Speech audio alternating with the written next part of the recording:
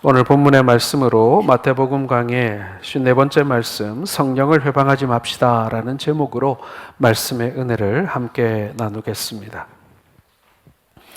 여러분 혹시 가짜 물건에 속아 본 적이 있으십니까?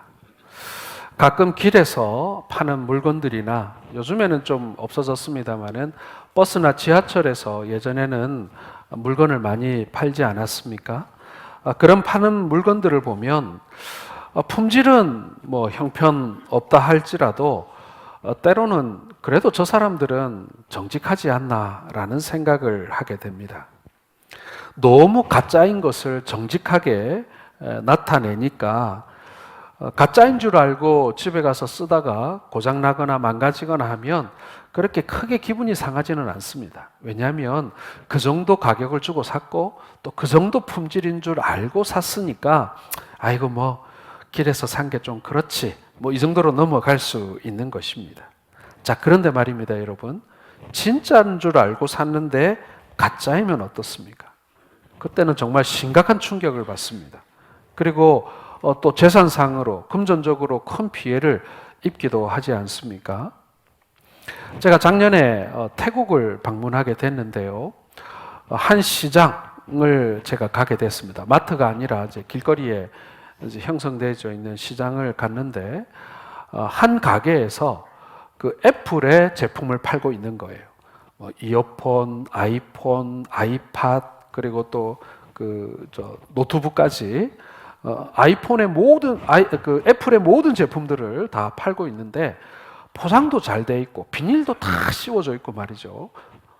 누가 봐도 정품인 것처럼 보이는 거예요. 아무리 봐도 이게 똑같아 보이는 거예요. 그 옆에는 이제 그 물건들을 이렇게 열어가지고 안에 있는 내용물을 보여주는데 안에 있는 내용물을 봐도 이게 진짜인 것 같은 거죠. 그런데 가격은 20분의 1, 30분의 1. 예, 30만 원짜리를 만 원에 팔고 말이죠. 이러고 있는 거예요. 누가 봐도 정품은 아닌 것이죠. 그런데 정말 신기했습니다. 어쩜 이렇게 똑같을 수가 있을까? 이걸 만약에 한국에 가져다가 이게 어디 가게에다 딱 갖다 놓으면 이걸 누가 이게 가짜라고 말할 수 있을까? 이런 것을 보면서 정말 아주 기가 막힌 가짜가 있구나 이런 생각을 한 적이 있습니다. 자, 그런데 말입니다. 그런 물건들은 금액만 봐도 이게 진짜인지 가짜인지 알 수가 있고요. 그리고 또 설령 모르고 샀더라도 그냥 속은 상하지만 그렇게 그냥 내 인생에 그렇게 뭐 큰 피해를 주지는 않는 것 같습니다. 자, 그런데 여러분, 물건이 아니라 인생을 사기당하면 어떨까? 만약에 우리가 우리의 인생을 사기당했다고 한다면 이건 보통 일이 아닐 것입니다. 물건은 환불받을 수도 있고 또 손해본 만큼 또 벌어서 회복할 수도 있습니다만은 우리 인생이라는 것은요, 돌이킬 수도 없고 그리고 돈으로 환산할 수도 없을 만큼 값비싼 것 아니겠습니까? 가끔 뉴스에서 보면요, 사기꾼에 속아서 결혼한 불쌍한 여자, 불쌍한 남자들을 우리가 볼 때가 있습니다. 요즘에 리얼리티 프로 보면 진짜 별의 별 사기가 다 등장하지 않습니까? 가짜 학위에, 가짜 직장에, 심지어는 가짜 부모까지 동원해서 사기를 칩니다. 회복이 불가능한 그 피해를 입은 그런 사람들의 이야기를 우리는 이제는 심심치 않게 뉴스나 방송을 통해서 볼 수가 있는 것입니다. 여러분, 그뿐이겠습니까? 이것보다 더 무서운 것도 있습니다. 그것은 진리를 사기당하는 것입니다. 가짜 진리를 진짜 진리인 줄 알고 속는 것 말입니다.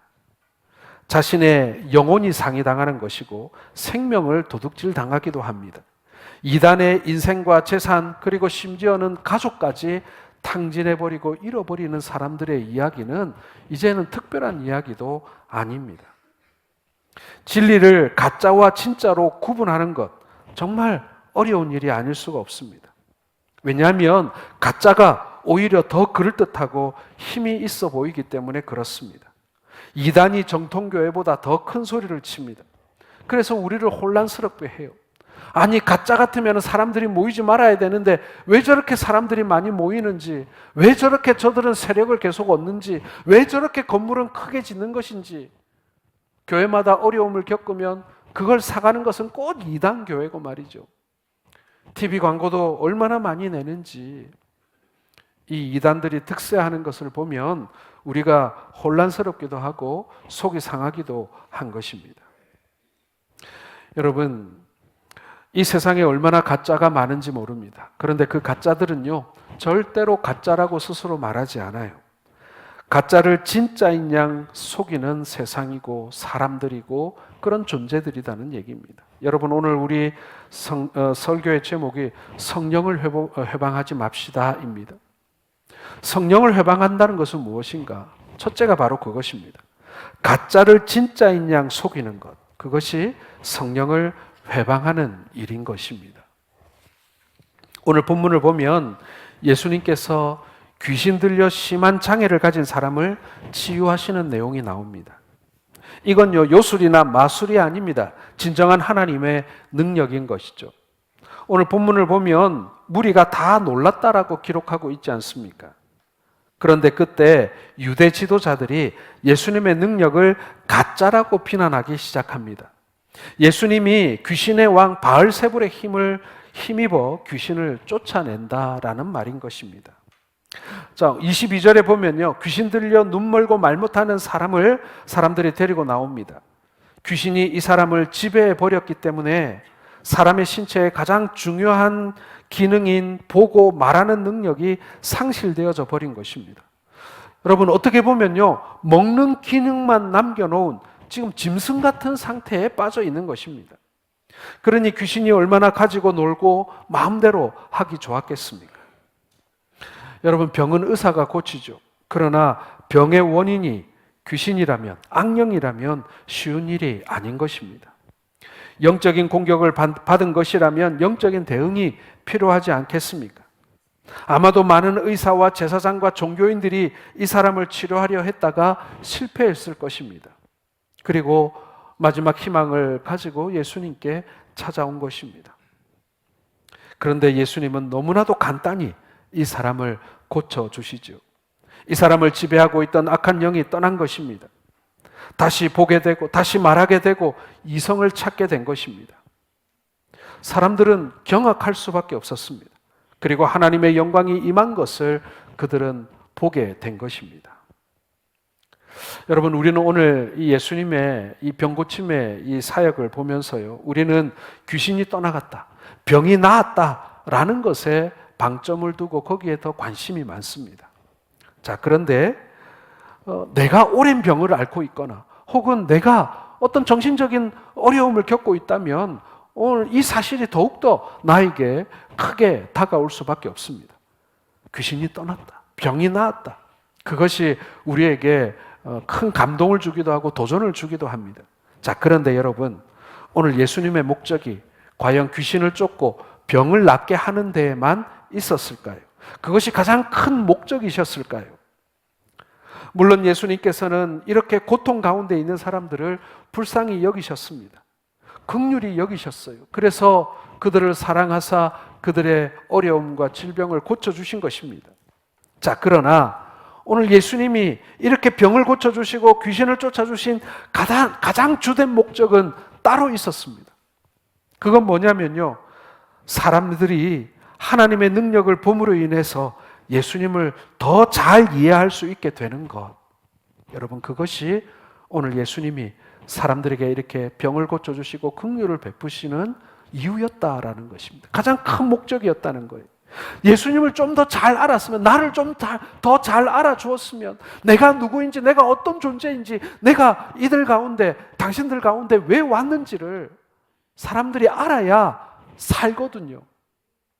병을 고치고 귀신을 쫓는 것은요, 잠깐의 치유입니다. 결국에는 인간은 죽어요. 지금 이 병자도요, 귀신이 떠나고 그리고 보게 되었고 말하게 되었지만 이 사람도 결국에는 죽는단 말이에요.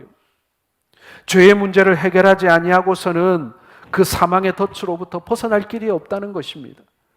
그러므로 오늘 예수님의 주된 목적은요, 잠시 이 세상을 행복하게 사는 것이 아니라 현생과 내세의 가장 복된 길, 바로 우리 주님으로 말미암는 그 생명의 삶, 영생을 얻게 하는데 바로 예수님의 목적이 있었다라는 것입니다. 그러기 위해서는 뭘 해야 된다고요? 예수님을 알아야 되는 거예요. 예수님의 정체를 알아야 한다라는 것입니다. 자, 23절을 같이 읽겠습니다. 무리가 다 놀라 가로되 이는 다윗의 자손이 아니냐. 자, 인간의 힘으로는 고칠 수 없는 질병이 떠나가는 것을 보면서, 그리고 귀신을 쫓을 수 있는 그런 권세를 가진 것을 보면서 사람들은 새로운 사실을 깨닫게 된 것입니다. 다윗의 자손이 오셨다라는 거예요. 여러분, 다윗의 자손은요, 구약의 선지자들이 예언한 하나님이 보내어 주신 구원자 메시아의 별칭인 것입니다. 저분이 바로 그리스도구나, 저분이 바로 다윗의 자손이구나 라고 말입니다. 예수님께서 이러한 능력을 보이심으로 기적을 통해서 하나님의 말씀과 하나님께서 보내신 자에 대하여 믿음을 가지게 한 것입니다. 특히 여러분, 유대인들은요, 소경이 눈을 뜨는 것을 메시아의 아주 중요한 표적으로 여기고 있었습니다. 우리는 표적과 기적 자체에 놀라고 집중하고 신기해합니다마는, 그러나 우리는 하나님의 기적과 능력이 개인적인 행복보다 더 큰 목적이 있다는 것을 알아야 합니다. 병 고쳤으니까, 귀신 떠났으니까 이 사람의 삶의 질은 이전과는 비교할 수 없을 만큼 이제 행복해진 거예요. 이제 결혼도 할 수 있어요. 이제 직업도 가질 수 있어요. 이제 사람들과 어울려 살 수 있게 되었습니다. 그러니 이 사람이 얼마나 행복했겠습니까? 그런데 우리 주님의 목적은요, 이 한 사람의 행복에만 있는 것이 아니었다라는 것입니다. 그렇기 때문에 오늘 예수님의 능력을 보고 이 사람이 다윗의 자손이 아닌가라고 하는 반응은요, 너무나도 자연스러운 반응이고 오늘 주님께서 바라시는 그 목적에 맞는 것입니다.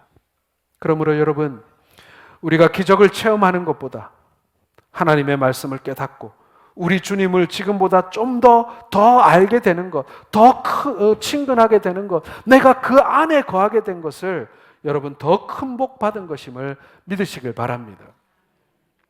여러분, 우리가 병 낫는 것, 그리고 우리가 기적을 체험하는 것, 그것도 여러분 귀한 일이고 복된 일입니다. 그러나 그것보다 더 복된 것은요, 내가 주와 친밀해졌다는 거예요. 내가 주님을 알게 됐다는 거예요. 나의 소박한 기도에도 응답하시는 하나님과 내가 이제 친밀한 관계가 되어가는 것을 바다가 갈라지는 기적보다 더 값어치 있는 것으로 여기시기를 주의 이름으로 축원합니다. 그런데 이 유대 지도자들이요, 사람들이 예수님의 능력을 보고 예수님을 그리스도 다윗의 자손으로 인정한 것을 보고는 이제 당황하기 시작합니다. 이제 당황하는 거예요. 예수님이 진짜 인기 있는 선지자다, 요 정도도 부담스러운데 이분이 다윗의 자손이다, 사람들이 이제 그를 그리스도라고 알게 되니 이거 지금 황당하고 당황스러운 거예요.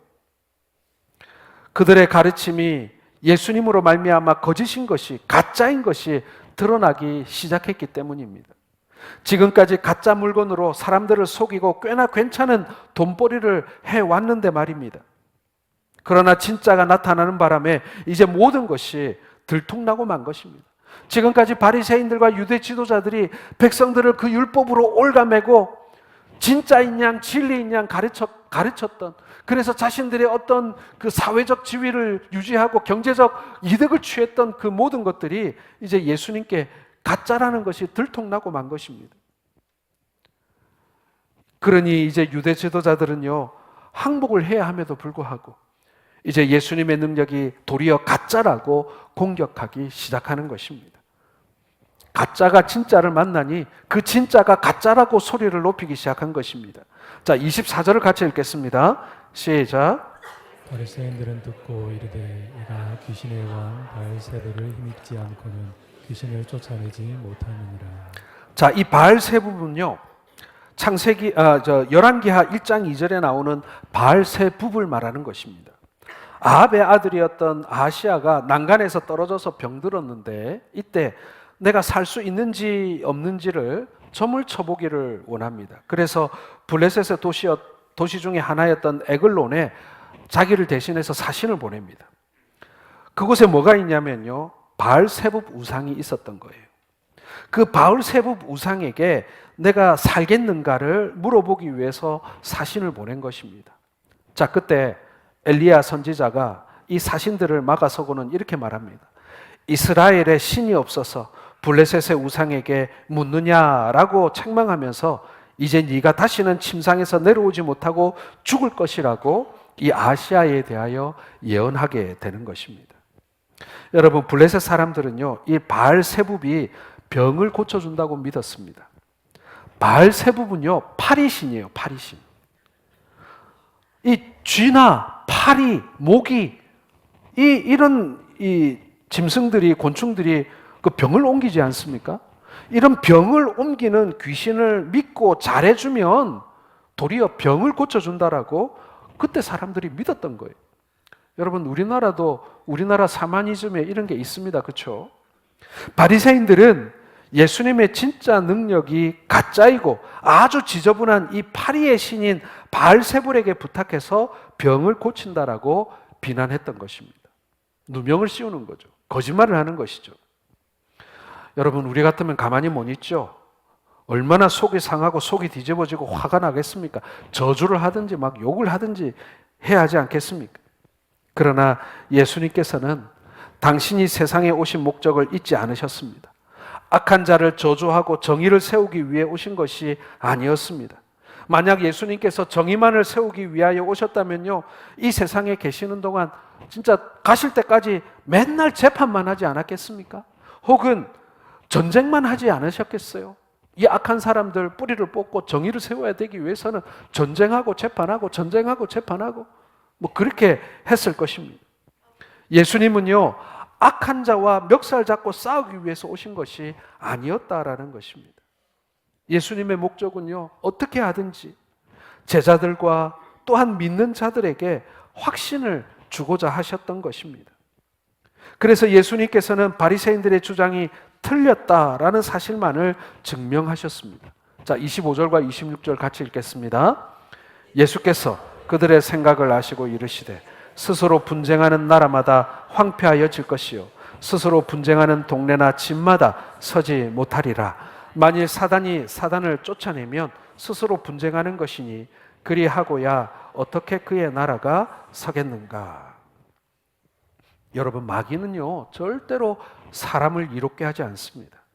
그래서 악한 영의 힘으로 악한 영을 쫓을 수가 없다고 말씀하시는 거예요. 우리를 속이는 것입니다. 잘해주는 척만 하는 것입니다. 사실은 더 지독한 올가미로 우리를 묶어버리는 것이죠. 마귀는 우리가 결국 망하고 지옥 가게 하는 것이 그들의 공통적이고 변함없는 목적입니다. 성경에 보면 헤롯과 빌라도는 서로 원수였음에도 불구하고 예수님을 십자가에 못 박을 때는 하나로 연합합니다. 바리새인들과 헤롯 당도요 서로 반목하고 싫어하는 존재들이었습니다마는 예수님을 죽이려고 할 때는 그들이 같이 공모했다라고 되어 있습니다. 사단이 여러분 이와 같습니다. 사단은 진리를 싫어합니다. 하나님의 말씀을 싫어합니다. 회방하고 대적합니다. 그런데 예수님을 도와서 귀신을 내쫓고 병을 낫게 한다니요. 이건 말도 안 되는 모순인 거예요. 거짓말인 거죠. 사단은 아직도 세상이 자신의 것이라고 주장합니다. 그래서 우리가 세상의 지배를 포기하고 하나님 나라의 백성이 되려고 할 때 우리에게 겁을 주는 거예요. 예수 믿으면 망한다. 집안에 다른 종교가 있으면 우환이 찾아온다. 귀신이 정해준 날에 이사하고 결혼해야 한다. 그래야 좋은 일 생긴다. 그러나 여러분, 이 세상은 사단의 세상이 아니라 하나님의 세상임을 믿으시기를 주의 이름으로 축원합니다. 이 세상에는 병 고치는 것 자체를 목적으로 하는 곳들이 많이 있습니다. 병원은 더 말할 것도 없고요. 병 잘 고치는 점쟁이도 있고 병 잘 고치는 기도원도 있을 수 있습니다. 고통 중에 있는 사람이 기도나 은사로 병 고침을 받으면 그것도 나쁘지 않습니다. 그러나 예수님께서 병을 고치시는 목적은 무엇입니까? 그것은요, 하나님의 말씀을 잘 믿게 하기 위함입니다. 병이 낫고 건강해지고 부유해지고 성공하면 뭐합니까? 하나님의 말씀을 잘 믿지 못한다면 아무 소용없는 일입니다. 도리어 그 성공이, 그 건강이 그 발목을 더 잡을 뿐이라는 거예요. 하나님 없이도 잘 살더라. 하나님 몰라도 잘 살더라. 하나님 말씀 몰라도 잘 살더라. 성공하더라. 여러분, 그것이 어떻게 복이겠습니까? 화지요. 저주지요. 28절을 같이 읽겠습니다.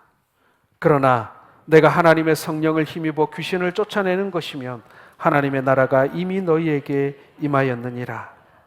성령의 능력으로 하나님의 나라가 임했고 이 예수님의 말씀을 믿으면 영생을 얻는다는 것을 믿게 하기 위해서 오늘 병을 고쳐주셨다라고 말씀하고 계시는 것입니다. 여러분 가운데 혹시 큰 결단이나 노력 없이도 하나님의 말씀이 너무나도 자연스럽게 믿어지고 이해되는 분들이 계십니까? 그렇다면 여러분, 세상의 어떤 은사나 이적보다도 여러분 큰 은혜 누리고 계심을 여러분 믿으시길 바랍니다. 감사하시기 바랍니다. 그게 얼마나 큰 복인지요. 여러분, 세상은요 가짜가 진짜인 양 행세합니다. 그리고 그 가짜는요 결국에는 성령을 회방하는 것입니다. 사단의 속성이 그겁니다. 속이고 그리고 가짜면서 진짜인 양 하는 것. 여러분, 절대로 그들은요 자신의 모습을 드러내지 않고 우리를 속이려고 합니다. 성령을 회방하는 건 뭐겠습니까? 사단이 가짜를 가지고 진짜인 양 우리를 속이는 것 아니겠습니까? 그러니 여러분, 성령님께 구하세요. 성령님께 기도하십시오. 하나님, 성령님, 가짜에 속지 않게 하여 주옵소서. 진짜와 가짜를 분별하는 능력을 저에게 주옵소서. 여러분, 그것이 영적인 능력이에요. 그것이 하나님의 말씀을 우리에게 주신 이유라는 것입니다. 두 번째로 여러분, 이러한 영적 싸움에는요 중립지대가 없습니다. 성령에 속하지 않으면 성령을 회방하는 것입니다. 29절 같이 읽겠습니다. 사람이 먼저 강한 자를 결박하지 않고서야 어떻게 그 강한 자의 집에 들어가고 그 세간을 강탈하겠느냐? 결박한 후에야 그 집을 강탈하리라. 자, 예수님께서 이 말씀을 하신 이유는요 이미 큰 싸움이 벌어졌다라는 말씀인 거예요. 우리가 전쟁터 한가운데 서 있다는 말씀입니다. 강한 자를 묶기 위해서 더 강한 자가 필요하지 않겠어요? 힘의 대결인 거예요. 질 수 없는 싸움이 시작되었습니다. 사단은 모든 사람들을 죄라는 사슬로 묶어서 자신의 종으로 삼기를 원합니다. 그래서 이 세상에는요 예수 믿는 사람이 한 명도 없어야 정상인 거예요. 왜요?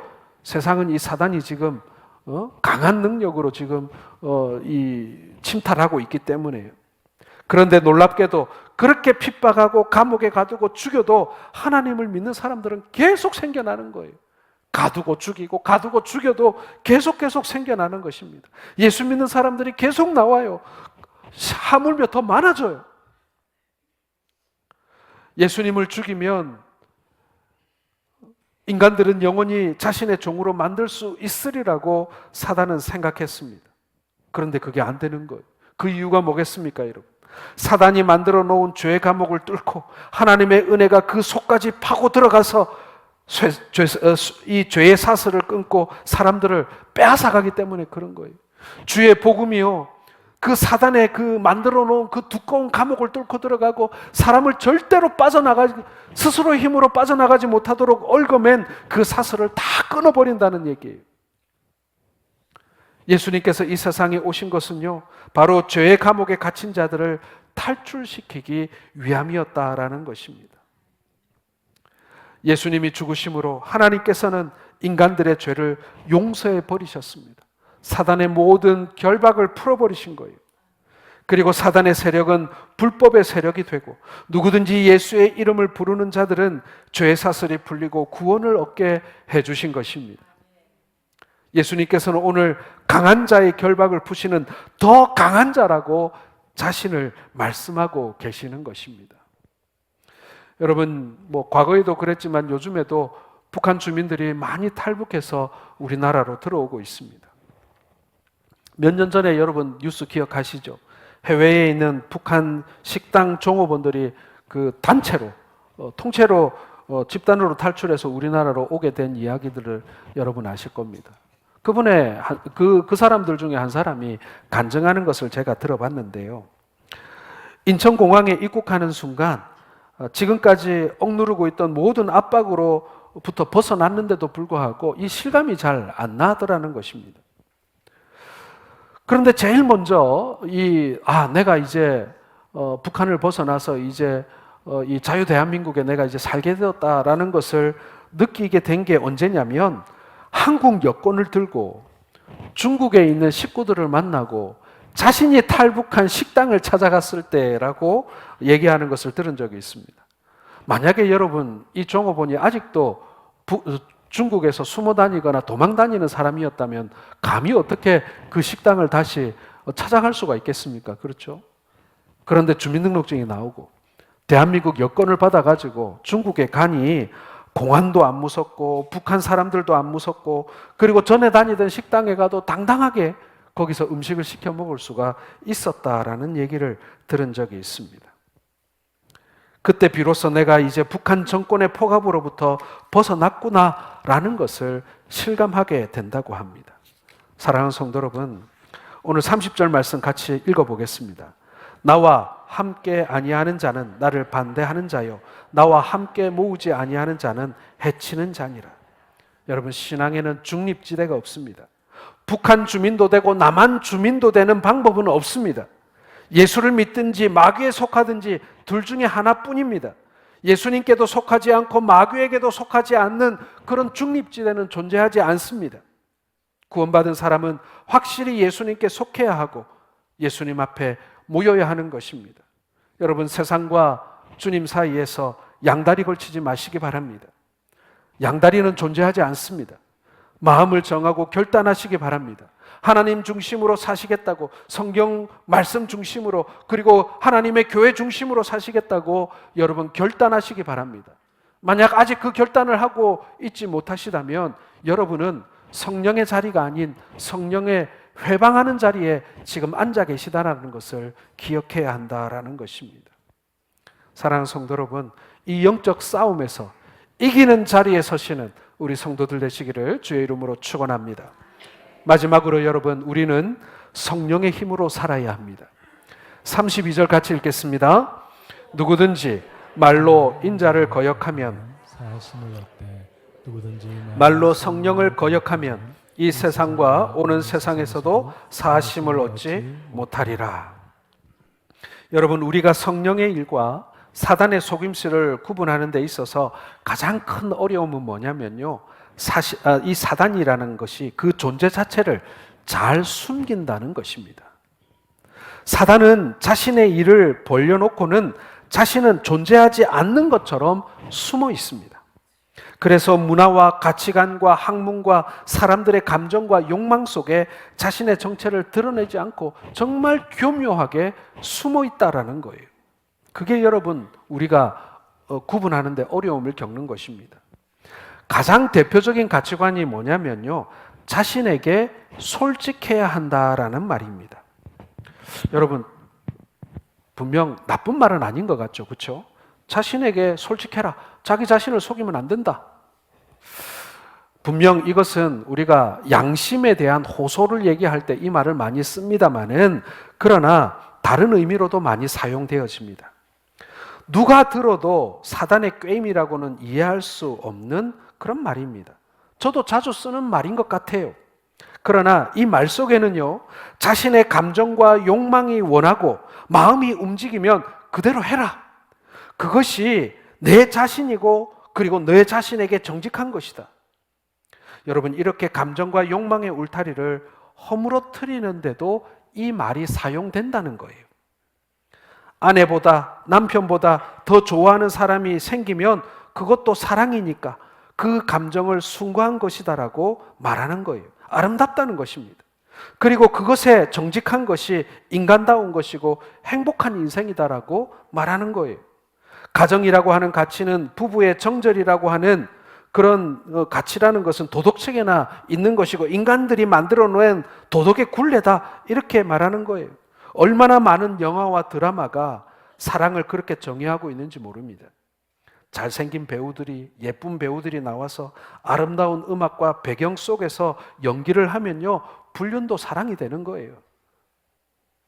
책임이나 인내는 지금의 시대 정신에 맞지 않는 그런 오래된 굴레에 불과하다고 사람들은 말하기 시작하는 것입니다. 사단은 배후에서 우리의 생각과 감정을 유혹하고 우리를 함정에 빠뜨립니다. 그러나 누구도 그것이 사단의 공격이라고 알아채지 못합니다. 나는 나의 감정과 판단에 정직했을 뿐이라고 말합니다. 숨어서 속이는 것입니다. 1년에 한 번씩 동성애자들이 행진을 합니다. 서울에도 2만 명, 3만 명이 모여서 행진을 하고 대구에서도 10,000명 넘는 사람들이 행진을 합니다. 그런데 그 사람들이 다 동성애자일까요? 아닙니다. 대부분의 사람들은 이 동성애자들의 축제를 격려해 주기 위해서 동참하는 사람들입니다. 왜요? 이것이 시대 정신이니까요. 그들은 소수자이고 약자이니까요. 그래서 그들을 동정하고 그들에게 힘이 되어주기 위해서 그들과 함께 동참한다라는 사람들이 훨씬 더 그 숫자가 많습니다. 자, 그런데 이들이 만들어내는 문화의 이면에 어떠한 영적 싸움이 있는지를 많은 사람들이 잘 알지를 못합니다. 사랑이나 박애라고 하는 우리가 보편 타당한 그러한 가치 뒤에 숨어 있는 그 사단의 어떤 꾀임과 유혹과 덫을 우리는 잘 분별하지 못할 때가 많다는 것입니다. 동성애자들도 불쌍히 여겨야죠. 그들도 필요한 것이 있다면 우리가 도울 수 있어야 합니다.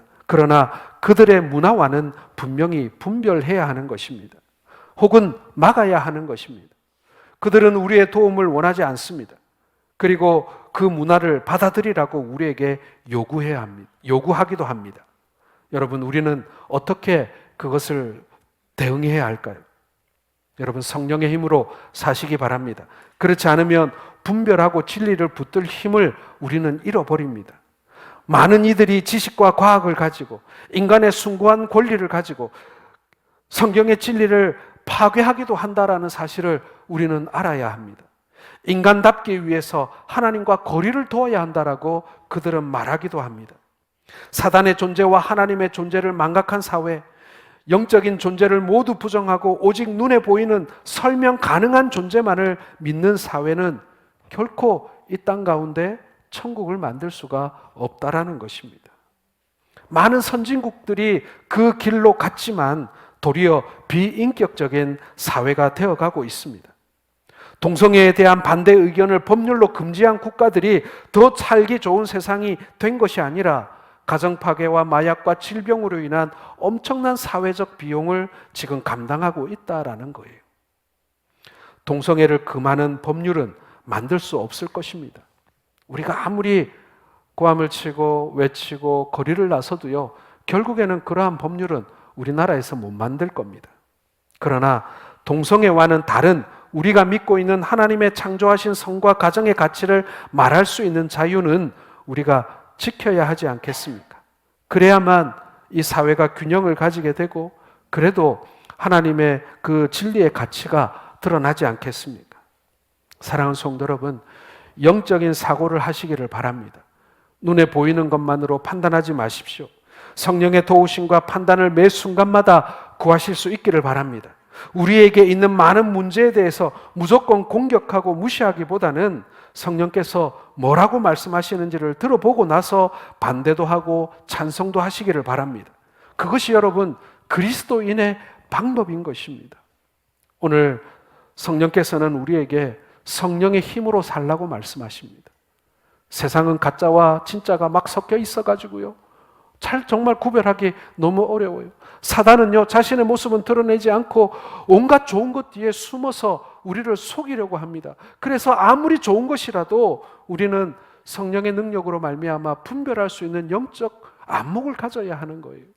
그러니 결국에는 성령의 힘으로 살지 아니하고는 우리가 똑바로 살 수가 없는 거예요. 온전할 수가 없는 것입니다. 사랑하는 성도 여러분, 요즘 세상 얼마나 복잡합니까?